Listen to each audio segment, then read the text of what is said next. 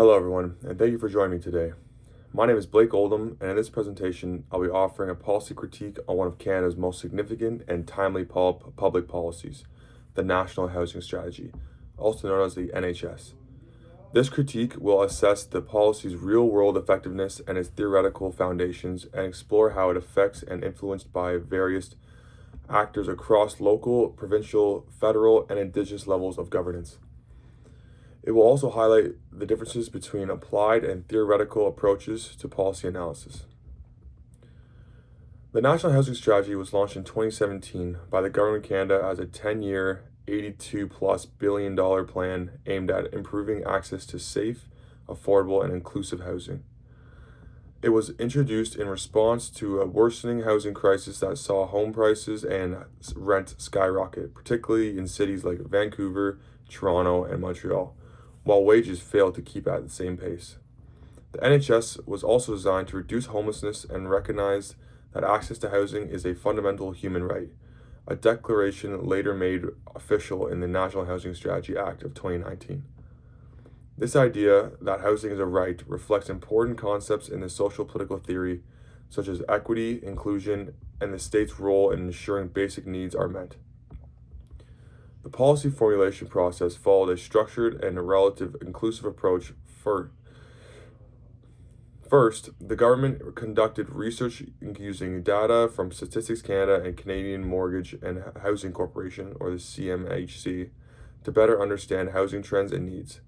Then, consultations were held with municipalities, Indigenous leaders, advocacy groups, developers, and citizens. These consultations shaped the creation of several programs under the NHS, including the Canadian Housing Benefit, the National Housing Co-Investment Fund, and the Rapid Housing Initiative. These programs represent a form of applied policy where government action is taken to directly address specific issues through funding, construction, and financial support. The main decision makers behind the NHS are the federal government and the CMHC, who are responsible for its design and funding. However, implementation depends heavily on provincial and municipal governments, who control land use, zoning, and the pace of development. Indigenous communities are also important stakeholders, although many have expressed concerns that their needs are not being fully addressed. On the other side, critics of the strategy include opposition political parties, housing advocates, and social justice organizations. Some argue that the policy has not moved fast enough, that the results are underwhelming, and that the housing market remains out of reach for too many Canadians.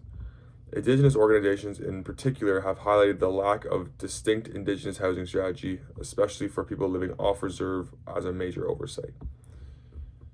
In terms of real-world application, the National Housing Strategy has produced mixed results. On the positive side, it has contributed to building or repairing over 126,000 housing units, launched programs like the Canadian Housing Benefit to help with rent payments, and introduced the Rapid Housing Initiative during the COVID-19 pandemic, which quickly created homes for vulnerable populations. These are signs of practical success and government responsiveness. However, on the other hand, housing affordability has continued to deteriorate in many parts of the country. Rent is rising faster than wages, the home ownership gap is growing, and homelessness has not been significantly reduced. Construction delays, rising building costs, and slow provincial or municipality implementation have limited the policy's overall effectiveness. These shortcomings show the gap between theory and practice, where a well-designed policy struggles in its real-world rollout due to the market forces and jurisdictional complexity. The limits of the NHS are important to understand. One key challenge that the federal government cannot force cities or provinces to follow specific housing goals. Municipalities control zoning and often face local opposition to affordable housing developments, a phenomenon known as "not in my backyard." Another limit is the complexity of the funding process. Many organizations, especially smaller ones or Indigenous-led groups, struggle to access funds due to the administrative barriers And most notably, the strategy still lacks a comprehensive, standalone Indigenous housing policy, despite recognizing that Indigenous peoples are disproportionately affected by poor housing conditions. These gaps raise important questions about how effective the NHS can truly be without stronger enforcement, clearer accountability, and a greater inclusion of Indigenous leadership in housing decisions. The evaluation of the NHS comes from both applied and theoretical perspectives. From an applied point of view, the policy is reviewed through CMHC progress reports, parliamentary budget officer audits, and performance metrics like the number of units built or dollars spent. From a more theoretical standpoint, we look at whether the policy is reducing systemic inequality, promoting housing as a human right, and ensuring social and cultural equity, especially for marginalized communities.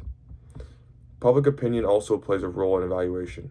Surveys show that housing is now one of the top concerns for Canadians, often ranking even higher than healthcare or the economy. This public pressure signals that while the government may be making efforts, Canadians do not yet feel the impact in their daily lives. To conclude, the National Housing Strategy is a bold and thoughtful policy built on strong social values and ambitious goals. It is grounded in theoretical ideas of justice, rights, and equity, and it takes a multi-stakeholder, multi-level approach to implementation.